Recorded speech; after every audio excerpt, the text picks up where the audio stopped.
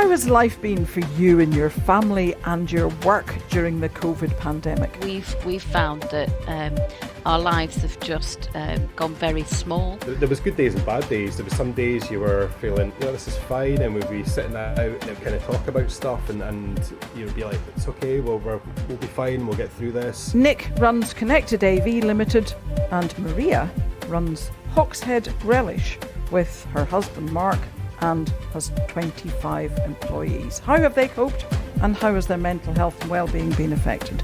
Listen to their stories. Hi, Nick. How are you doing today? Okay. Yeah, not bad. It's been a stressful one actually today. We've had all sorts of things go wrong, so it was an absolute relief to down tools and just take a tea break and do something different. Yeah. So Is this your first podcast as well? it isn't actually. No, I've done one before. I did a food one. Okay. Well, this is the first time for me, so be gentle, please. So tell me, what do you do? My business, I'm basically a one-man band. I run a home automation business called Connected AV. So I deal with basically technology in residential homes, as well as doing some commercial work as well, generally in bars, hotels, that kind of stuff. So all the kind of sectors which have been quite badly hit by COVID-19. So it had kind of, quite a big impact on my business. So I'm a father. I've got two young kids, and I'm the main kind of breadwinner in the house. My wife was sort of just finishing maternity leave when this all kind of happened, so it was a kind of slightly precarious position to be kind of left in a situation that I'd never sort of encountered before. I went from having my kind of busiest year ever to suddenly the phone didn't ring for 3 months. So yeah, it's been an interesting time. So are you back working now? Are you? I am. I'm back working. Really busy, I'm glad to say. It's kind of one of those situations where I wish I'd had the crystal ball to know that, post lockdown, that I was going to be busy, because it would have been nice to have kind of been able to relax more during that time, rather than kind of fretting about what was on the other side.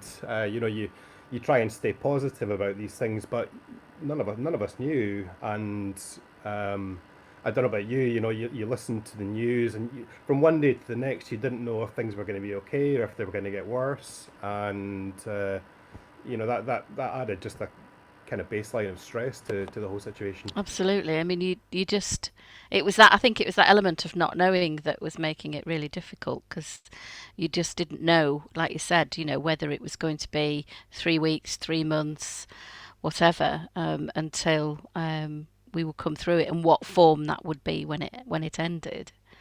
I think from our point of view, so we've got 25 employees. It's my husband and myself that run the business. We also have 2 children, but they're a bit older. They're 26 and 24, and they both work in the business as well. But it was that sort of having to close everything down at the very beginning, and how that felt. We were closing it down like we would do maybe for Christmas, and stop all production. We make jams and chutneys and pickles and things, and it was well, we can close it down, but how long is this going to be for? And we actually, both Mark and I, on the day that they announced the lockdown, we both developed symptoms of COVID, and I spoke to my GP, and she was fairly convinced that was what it was. So we were isolating anyway, but it just came at the time when it was being announced. It was also Mark's 60th birthday, so he had a fantastic birthday, as you can imagine. So he reckons he's not 60 till next year now, because he's not counting this one. And I stopped I think counting a people while are back. ready to get rid of 2020. Yeah, absolutely, absolutely. Yeah, Um, yeah. I suppose you probably had the added responsibility of, you've got employees, so you're kind of responsible for their kind of livelihood as well, which is a whole different level than I'm just concerned about feeding my family, but you're responsible for other people's families as well. yeah, absolutely. And we live in a small village. We know everybody really well. We know their families. We have husband and wives that work for us. We've got a father and son, a mother and son. My brother works for us. So, it's not just our family business. It is the whole team is our family, as it were.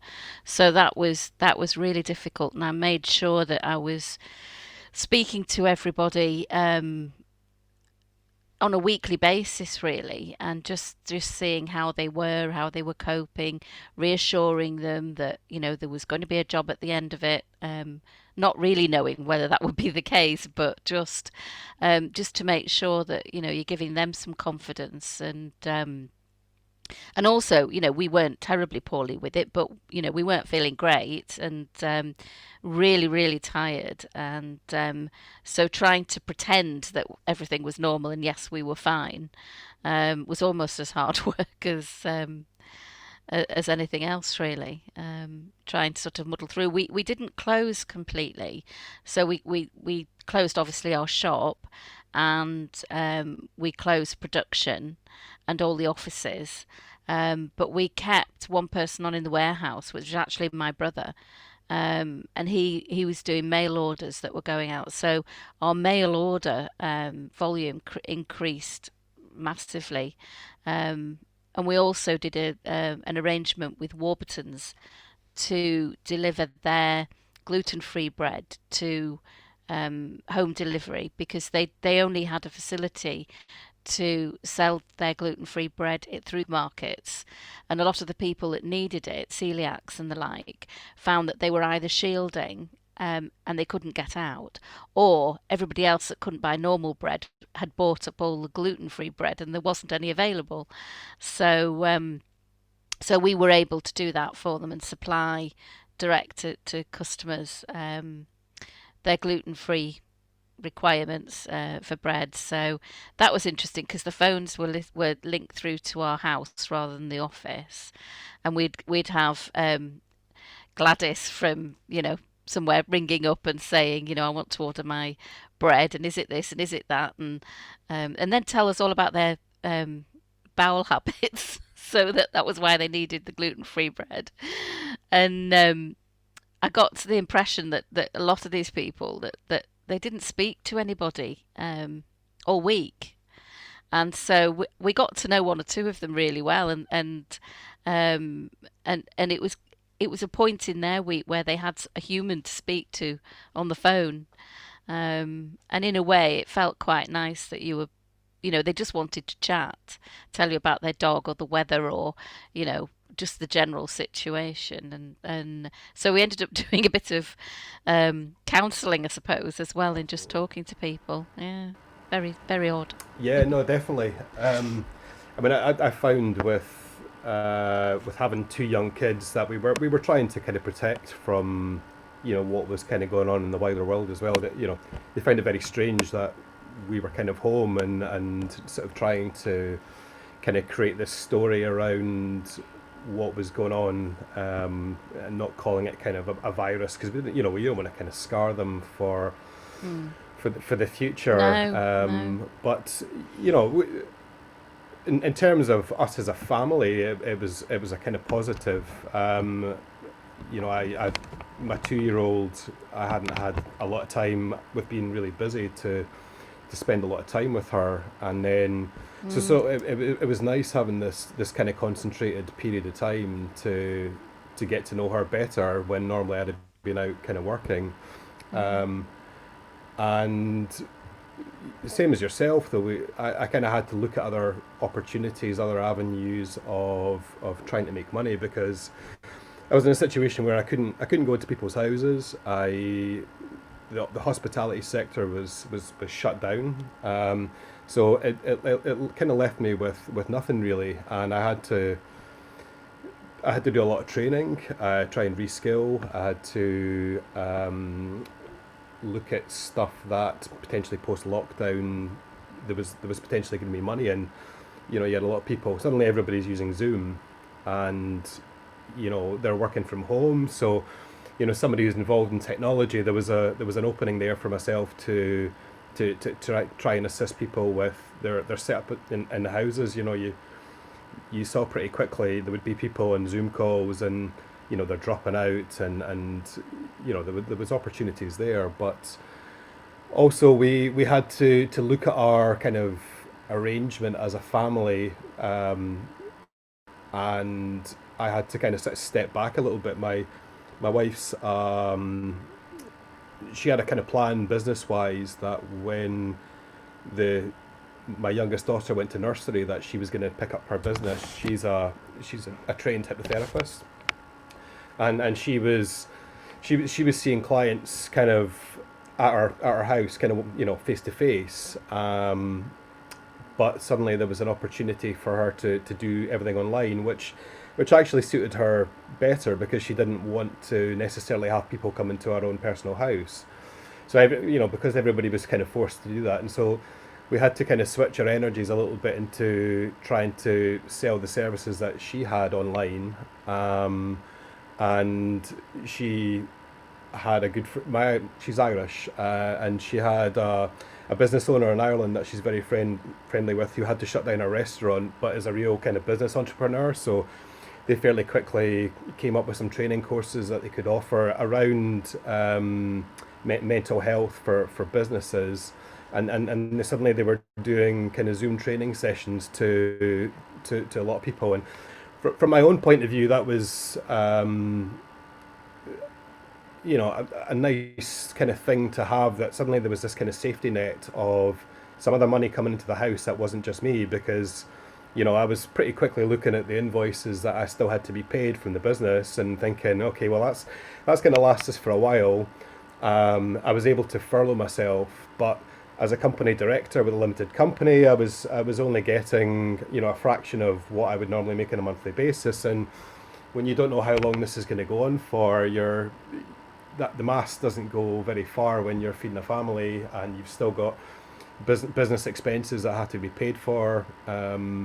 So anyway, it was good, and I think as a family, it's kind of helped us, because Amy, my wife, she's feeling better about her situation rather than just being a mum. She's feeling a little bit more purposeful again, and she's kind of kept this up post lockdown. And we've got a little bit of an issue trying to balance our kind of lifestyles, because she's got busy and I've got busy, and we've still got the kids to look after, and all these kind of things. But it's still left us in a more balanced kind of risk. If suddenly we lock down again, I know that she's in a better position now than she was at the start of lockdown in terms of what she can potentially earn. And there's always positives that kind of come out of these things, as well as a lot of the negatives that we know about all too well.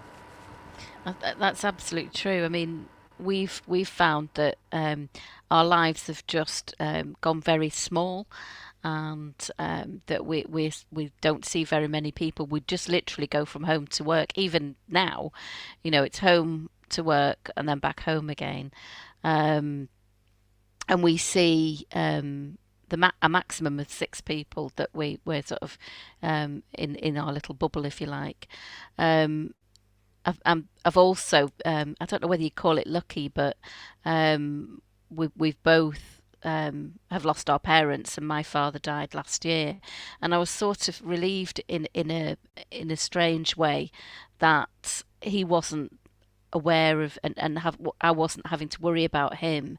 And I know that sounds a really strange thing to say, but he had dementia, and I know that he was, with being in a home, I wouldn't have been able to see him, and that would have broken my heart. So I feel almost grateful, really, that we haven't had to go through that as well.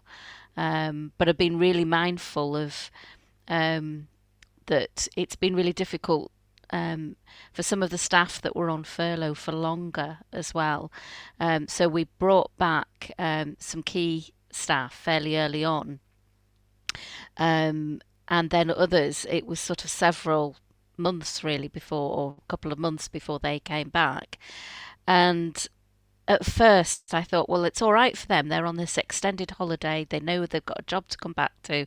They can just do what they want and whatever. But it doesn't, every single one of them, when I spoke to them on a weekly basis, said that they were still worried and they were watching the news and, you know, what would happen if and all of this. So I realised it didn't take the worry away for them. And I just say to them, I used to say to them, don't watch the news. You're just adding more worry, and try and just worry about the things that you can control, and not worry about the things that are out of your control, because you know, there is nothing you can do about it. If a decision's being made in Westminster for something, then you know you just either have to abide by it or choose not to. But you can't control it. So it comes back down to just worrying about the things that you can change. And I think the other thing you touched on then was saying that, you know, if, God forbid, we went into another lockdown, you now go into it with the benefit of hindsight, of knowing that you've got strategies in place to get yourself through that, both mentally and on a work basis as well. And I think that's hugely important, because we just don't know, do we, where things will go? No, absolutely. Yeah, we've kind of tried to make the most of. I mean, we're kind of grateful slightly that we're not in a town centre. We're about 25 minutes from Edinburgh, and we're kind of close to. We have beaches, and there was kind of things. You know, there's plenty of kind of green space around that we tried to kind of utilise. We spent time like everybody kind of doing stuff in the garden to make as nice a space for the time that we were spending it there, and you know, I think all these kind of little factors just help to prolong your kind of mental health. And I mean, I'm sure it's the same for yourself, that there was good days and bad days. There was some days you were feeling, you know, this is fine, and we'd be sitting out, and it was, particularly when the weather was nice, we were sitting out of an evening, and you know, we'd got the kids to bed and have a little glass of wine, and we would kind of talk about stuff, and you know, be like, it's okay, we'll be fine, we'll get through this. And then the next day, just, you know, we had to kind of learn to, as a family, you're not normally spending that much time together. I mean, you might be different because you guys all work together anyway, but we wouldn't normally sort of see each other that much other than weekends. So suddenly having all this time concentrated in the house, and the kids didn't have nursery, we were all together. You know, it was a good test for us as a family about how well we kind of get on, and for the most part it was good. There wasn't a huge amount of rows, but it's still, you know, you're constantly kind of evolving this new normal that we were kind of living in, and trying to make the most of it. Yeah, I mean, I found at the very beginning I couldn't read a book, I couldn't settle. I couldn't sleep. When I did sleep, I was having really horrible nightmares about, just disaster sort of things, you know, nasty things. And it was really horrible. And it took a few weeks really for that to settle down. And then I went through a phase of, I couldn't stop reading. I didn't want to watch television. I certainly didn't want to watch the news. So I'd catch up with the daily stuff, you know, the important stuff, and then after that we would just switch it off and not listen to it, and just sit and read books, and like you know, the garden's never seen so much attention, and I don't even like gardening. But I bought my youngest daughter a hen house and some chickens, so she's now got her own eggs and stuff, and we've gone through the full, you know. I'm being hassled to get chickens, but I'm trying to put my foot down on this one. we've got 2 cats and a dog, and I just can't say yes to everything. Yeah, well, we're lucky we've got the space. You know, we live, we've got a couple of acres of land, and we're on our own. So to self-isolate pretty much meant self-isolating, and we just closed our doors, and we could be within our own space, but having the ability to be able, I mean, I could go out from our door and walk for a couple of hours, and even though we're right in the middle of the Lake District, I know where I could walk, and I wouldn't see anybody, even on a normal weekend day, without this. So it was particularly odd though, because we're not far away from Windermere, and normally there would be the background hum of the boats and cars on the lake, at the side of the lake, and all of that, and I hadn't realised just how aware I was of all of that noise until it stopped, and then all of a sudden it was just so quiet, and it was lovely. It was really nice. I'm really sorry, but there's somebody at the door. I will be back in a second. Okay. Well, I'm really sorry to interrupt things. That was my gardener, but that sounds way too grand, because he just comes and does a bit of little bit here and there. I think one thing that the whole of this has really taught me is to reevaluate what I do in our business and whether I actually need to be there. I always felt that I needed to be first in and last out and work harder and longer than everybody else. And actually, that doesn't necessarily equate to hours spent in front of my computer in my office. And I've found that if I cut down to 4 days a week, I can still do the same volume of work just by working smarter. And so although everybody else has been telling me for months and years, really, you need to cut down and do less, with a view towards looking with one eye on retirement. I think this has made me actually really look at that properly, and I've now started taking a Friday off so that I can actually, I do the cleaning, but it's my time to do something for me on a Friday, and I'm actually not behind in my work, so it sort of has proved the point, really. I still feel guilty. I feel like I should be there, but Mark's there, and the rest of the team, It is, yeah, because I've just always had this really strong work ethic, and always felt that that everybody needs to see me at the helm, leading it, and actually, I think they enjoy putting the radio on in the office and just chilling out a bit on a Friday when I'm not there. No, I'd be similar myself. My dad was kind of he had his own business, and I didn't see a lot of him at times when I was a child, and the kind of lockdown it made me kind of reassess that in terms of my own work-life balance, and it's something that I'm kind of consciously trying not to kind of let kind of creep back in too much. I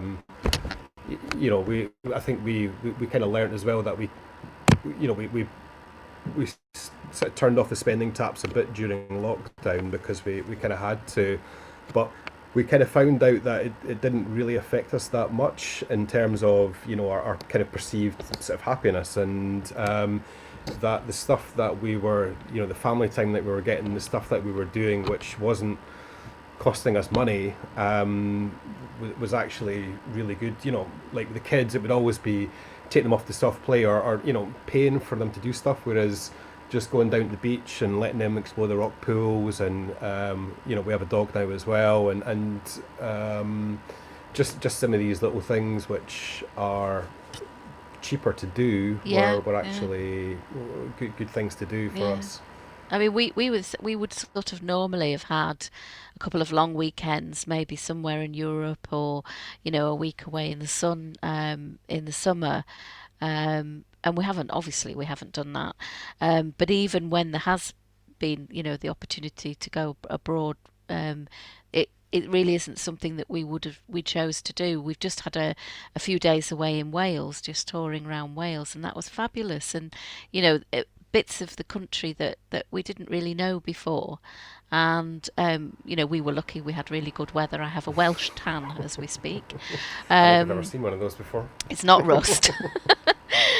And but it was just lovely. We ate some great seafood, and yes, you still have to conform to all of the restrictions, but there's so much to see and do in our little world that um and like you said, you don't need to have all these things and pay for all these things. Our best day that we had while we were away was sat on a beach, just going back to my childhood and rock pooling and doing all of that. And that was just, take a picnic and do that. And it was just I fabulous. have I have no great desire to be going overseas at the moment either. I don't know about No, yourself. The reading no. the headlines about people scrambling to get flights back from Mm, wherever the next COVID hotspot is. Just yeah.